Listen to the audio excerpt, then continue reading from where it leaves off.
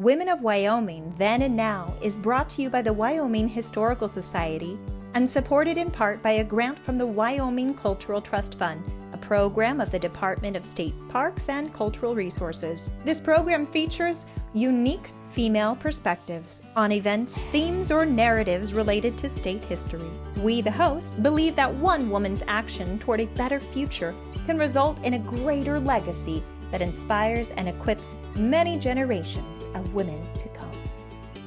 Welcome to Women of Wyoming Then and Now. I'm today's host, Janelle Molony, author and historian, and joining me today as a co-host is Linda Fabian.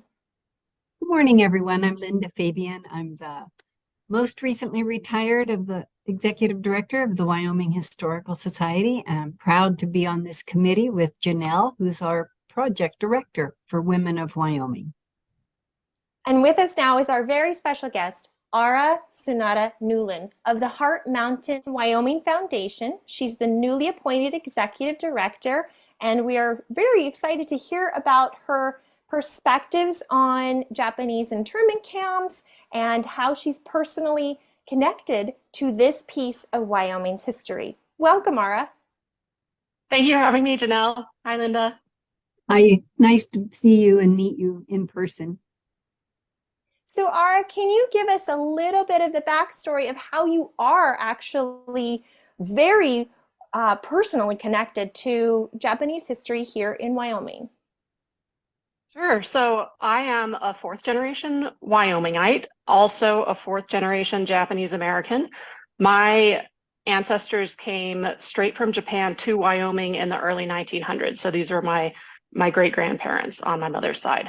So we have deep Wyoming roots. One side of the family, my grandmother's side of the family, also was incarcerated at Heart Mountain during World War II on the basis of their race. It was one of the 10 concentration camps around the country that the United States government set up for Japanese Americans and Japanese immigrants, really just because they looked like the enemy. So I am a descendant of both the Japanese immigrant history in Wyoming segment of our state's history, and also a descendant of the incarceration history.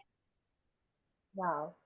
Oh my goodness. I bet the way that you're able to interpret the content and the resources that are at Heart Mountain is very powerful because of that connection. We think that what you've done by stepping into that role to correctly interpret with authority and agency, correctly interpret the experiences of those who were, I don't know what word to use, maybe imprisoned at Heart Mountain is phenomenal.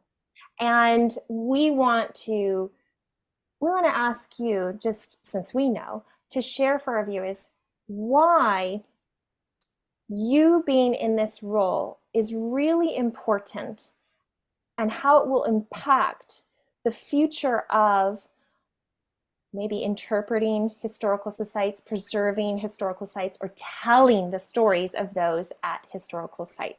I'm a little bit of a unicorn. As you saw just from my introduction, most people of Japanese ancestry in the United States of my generation, most Japanese Americans who had an incarceration history are, not from Wyoming, right? They were removed from the West Coast, placed in this camp in Wyoming and in other camps around the country for 3 years, and then they left again. So for someone to be able to really convey this story and bring it to life in a really personal way, it's really helpful to have leadership that has this incarceration history in their background, as I do. But because we operate, the Heart Mountain Wyoming Foundation operates a museum between Cody and Powell on the site of the original Heart Mountain Relocation Camp, as it was called at the time. And because we're based in Wyoming, it also helps to have someone who knows Wyoming through and through and who really identifies with our state. And that's what I do as well. So I'm deeply connected to this history of racial persecution that my ancestors experienced. But I'm also like born and raised Wyoming girl. I'm a graduate of the University of Wyoming. I'm from Riverton originally. And so I am so Wyoming. And to be able to have both of those aspects of my identity and my history, I think it really enables me to communicate with the various segments of our membership and the people who care about our history and care about preserving our site. I agree. That's spot on. I think it's such a perspective that we never expected before. I mean, what you bring to your position and what you bring to what you can clarify for the rest of us who think we know about the relocation process. So critical. Thank you.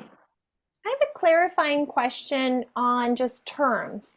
Like, for an example, I wasn't sure, do we say imprisoned or held, or there's some, politically charged vocabulary that's involved here. So what's the difference in your opinion with confinement site, relocation center, prison camp, concentration camp, or internment camp? What is that? Is there a slice and dice, or is there just one flat understanding?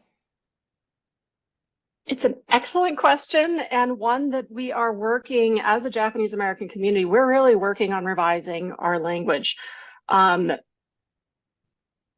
For a long time, for the last many decades, we have used what we now recognize as euphemistic terms, meaning they kind of glossed over the reality of what these camps were. They were called relocation camps, or they were called internment camps, neither of which are accurate. So relocation is kind of a passive term. You just move from one place to another, as opposed to like being uprooted from your home forcibly and put in prison behind barbed wire. So relocation doesn't really work. Internment is actually an incorrect term. That's a term used for, prisoners of war, for example, non-citizens. And when 120,000 people of Japanese ancestry were incarcerated during World War II, 2/3 of them were American citizens. So this wasn't internment. We're moving more toward terms like incarceration, imprisonment. I have started using the term concentration camp because by the definition, that's what it was. Definitely politically, people get a little bit anxious about the term concentration camp because we associate that with the death camps in Europe.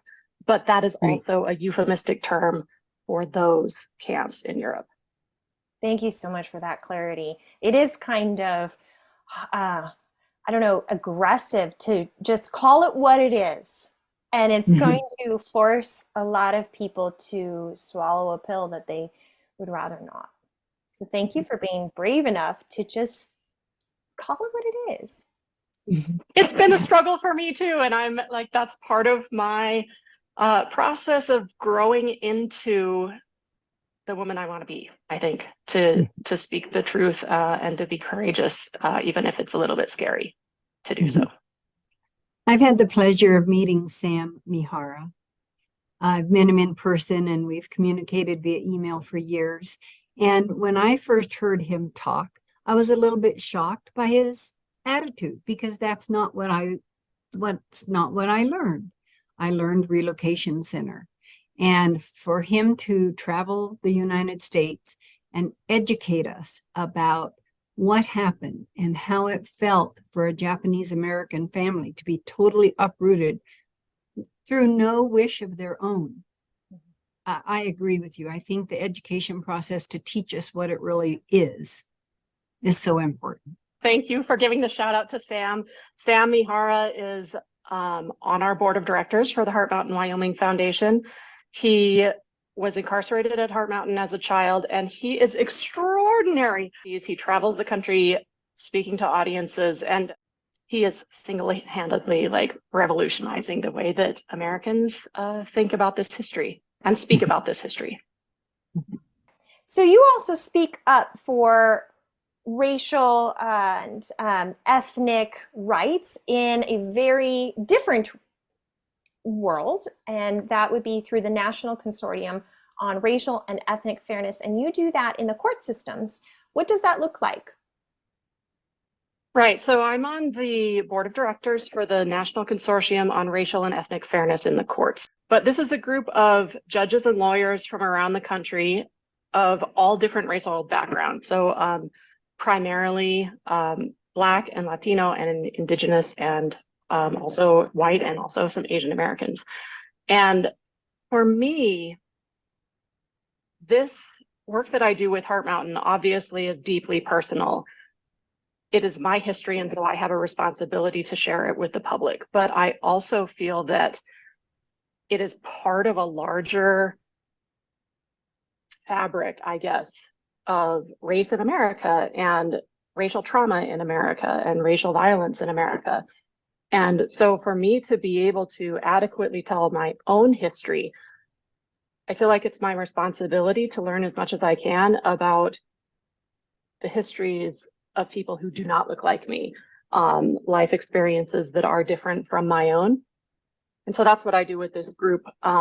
I mostly am there as a learner, and I also share what I can.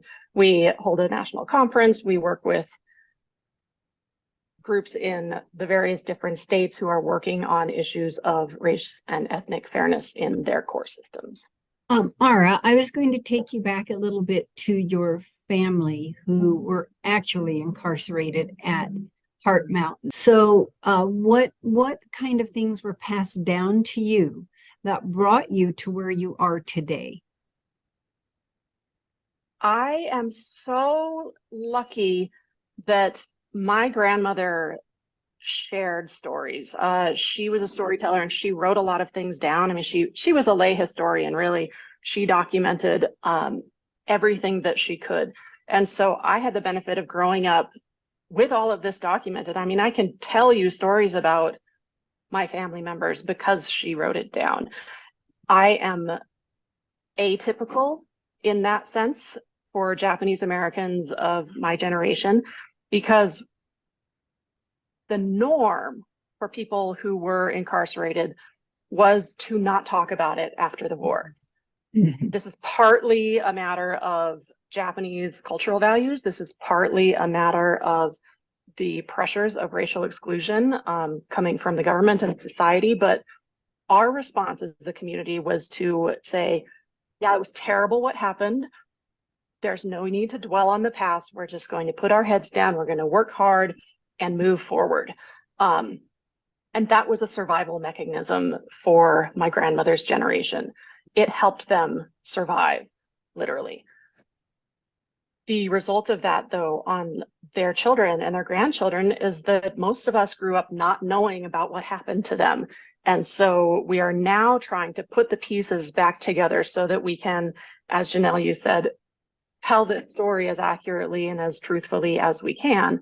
And so back to your question, I have been the benefit of storytelling that most Japanese American descendants of the incarceration experience do not have.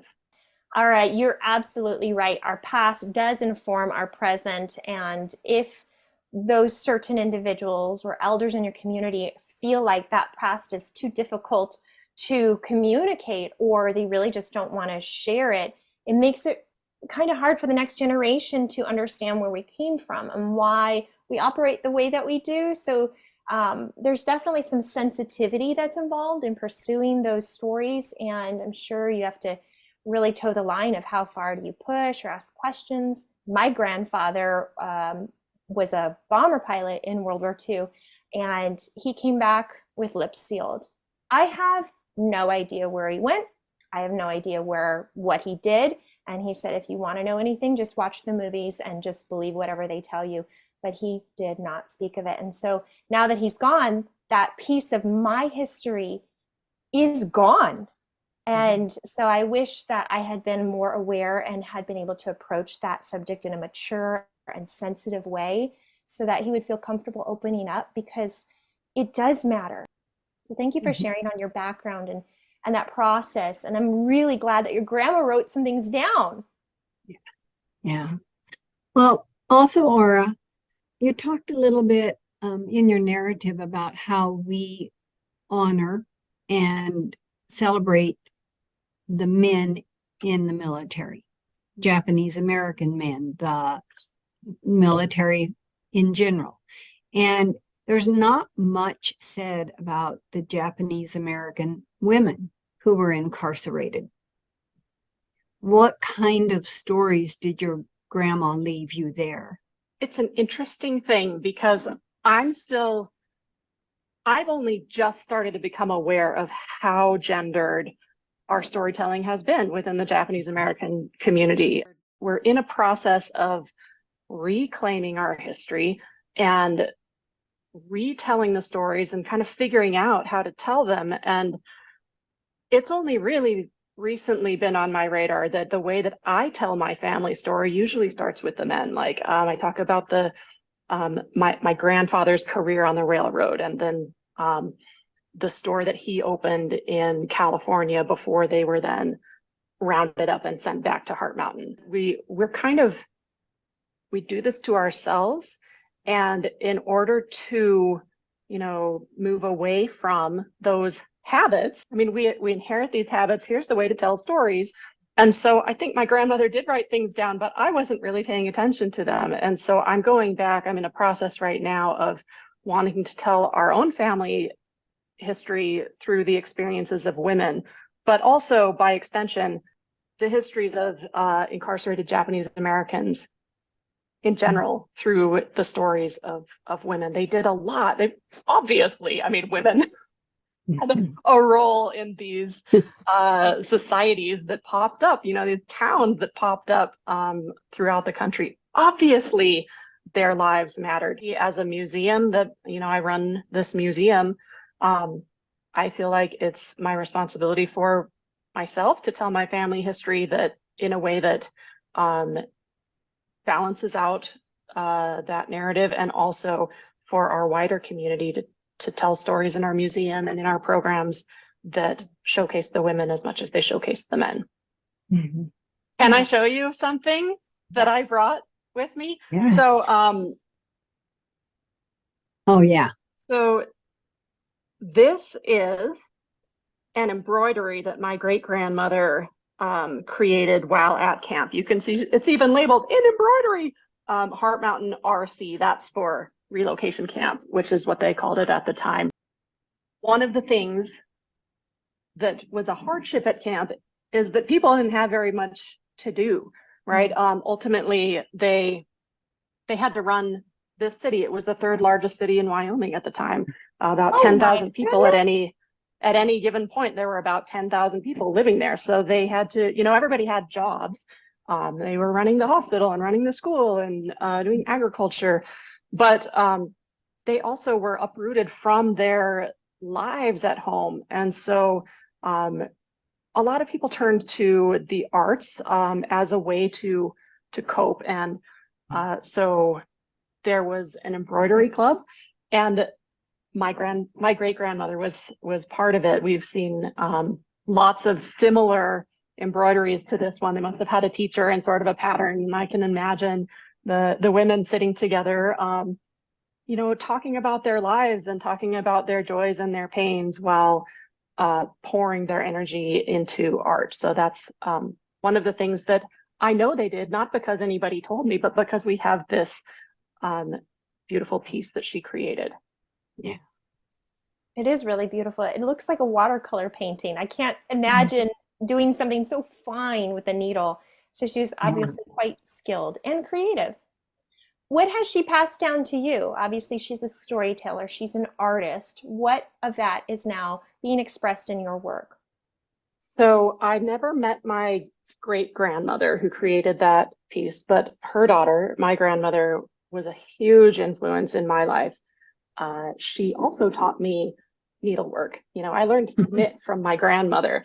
I learned to fold origami, the Japanese paper folding tradition, from my grandmother. I am so much like my grandma in all the best ways and all the worst ways. And that's part of this, notion of how history doesn't just stay in the past. The history of what happened to my great-grandparents and my grandmother and her family lives on in me. So I say in all the best ways and worst ways, and in the best ways, like I'm very meticulous and I can be nitpicky toward myself and toward other people in the same way that she did, and it drove me crazy, and then I see it in myself. But we're just, as a community, we're just learning about the dynamics of multi-generational trauma, and to realize that these mannerisms that I thought were really just particular to me, like I'm weird in these ways, they're not just me. It is a factor of how our parents were parented in the face of enormous racial oppression. And by connecting with each other, we're able to come to some healing that in many cases we didn't realize that we needed. It sounds like when you open this door in a responsible and sensitive way, that there is a level of fear or nervousness, but there's also excitement because we get to answer the question of why, or why did we stay in this local region? Why do we all behave this way? Why? And that is very exciting. So I'm curious, with the work that you're doing and the discoveries that you're making, what would you want to communicate to others in terms of interpreting or realizing the effects of carefully, cautiously, responsibly looking back and asking and opening that door?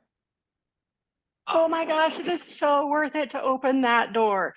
One of the things that we are doing at the Heart Mountain Wyoming Foundation, again, based on, I can convey this with a lot of belief because I felt what it has done in my own life. So again, speaking from personal experience, but using that to help our community at large. It can be difficult to open those doors, but the enrichment and the personal fulfillment and the healing that it brings is so worth it. For a lot of people, as I mentioned, they don't have a way to know where to even start answering questions. Janelle, like you said, your grandparents are gone. You can't ask them these questions anymore. And that's what we are seeing with a lot of people in our community. And so we are working on a process of providing a service of family research for descendants of Heart Mountain who want to learn more, who want to enter into that discovery, but don't know where to start. And we're becoming professionals at this. And so we can help them start, and we are finding resources that are specifically about their relatives so that they can put some of the pieces together. Again, to your question of like, why does it matter that I'm in this position? It's because it's very easy for me to empathize with people who are very unsure about wading into this territory. We sort of want to create a safe space so that people can move forward in a way that is not too triggering. And what we're trying to do is make it easier to have those uncomfortable conversations. Right. You've shared with me that at Heart Mountain, there is an opportunity, there are programs and talks that are happening there to actually facilitate that safe zone, to have difficult conversations and to have them in a factual and non-biased way. And so hopefully we can include the information for those programs with this video so folks can take a look and maybe come. Well, Ara, now more than ever, we have such a wealth of information at our fingertips. But if we're not taking a look ourselves, if we just believe this data for whatever it is, and we're not actually putting that heart behind it, like you mentioned, we just follow the patriarchy all the way down and we're missing the female element, we're really missing 50% of our history and the context and the storytelling, the richness that the female side offers. So in one or two thoughts, can you share for our viewers an encouragement or advice if they want to look back and, like you've done, correct or preserve or protect that kind of history? What would you say? Do it. Like, do it. Do it, especially if it feels like you're being told you're not supposed to. Like there's something a little bit subversive in this. And so I say if people want to explore something in their past or something in somebody else's past, and they think, well, I can't do that. It's not my place to do it. That's how you know that you should do it, I think. But again, I would add that do it with a lot of humility, do it with kindness, without arrogance. As we embark into this difficult work, it's important to take care of ourselves as well. And yes, I'm speaking to myself there. Yes. So go for it with healthy boundaries. Yeah. Well, that is all the time that we have for today's conversation, but we know that there's so much more to be said and explored, and so we will follow up with links and resources so that our viewers can take that next step and dig a little deeper. We are delighted to have the opportunity to share your story, Ara, and to invite our viewers to come out to Heart Mountain and hear even more stories. So we are happy to promote you in that way. We look forward to what you do next in your career. And I just wanted to thank you one more time for coming and joining us for Women of Wyoming Then and Now. Thank you so much for having me. It was so nice to meet you, Ara. You're the perfect person for this Thank you. job that you have and the job that you're doing. And I'm so proud of you, and I look forward to meeting you in person someday. Likewise.